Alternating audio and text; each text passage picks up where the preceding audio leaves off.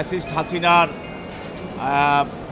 এবং তার অন্যতম সহযোগী কয়েকজন অবৈধ মন্ত্রী, তার মধ্যে আনিসুল হক, দীপু মনি, সালমান এফ রহমান এবং নুরুজ্জামান সহ এবং পুলিশের আইজিপি চৌধুরী আবদুল্লাহ মামুন সহ 5 জনকে বিজ্ঞ আদালতে আজকে বিভিন্ন মামলায় উপস্থাপন করা হয়।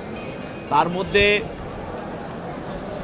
চৌধুরী আবদুল্লাহ মামুন এবং আনিসুল হক তাদেরকে এক মামলায় রিমান্ড প্রার্থনা করা হয়। এটা একটি হত্যা মামলা। সেই মামলাটি ছিল গত 19/7/24 তারিখে শনির একটা মোড়ে আন্দোলনের বৈষম্য ছাত্র আন্দোলনের সময় পুলিশের গুলিতে জিয়াদ হোসেন নামে একজন আন্দোলনকারী নিহত হয়।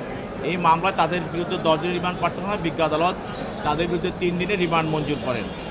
আরও একটি মামলা, সেটা হলো বিএনপি কর্মী ওয়াসিম, সে যাত্রাবাড়ি মোড়ে পুলিশের গুলিতে নিহত হয়। সেটাও বৈষম্য ছাত্র আন্দোলনের একটি মামলা।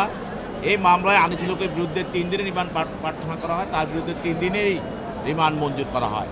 অন্যান্য আসামি যাদের নামে বলেছি, তাদের বিরুদ্ধে বিভিন্ন মামলায় রেজাহারভুক্ত আসামি বিদায় তাদের জন্য সৌন অ্যারেস্টের প্রার্থনা করা হয় এবং তাদের সৌন অ্যারেস্ট মঞ্জুর করা হয় এবং তাদেরকে পরবর্তীতে জেল হাজতে প্রেরণ করা হয়।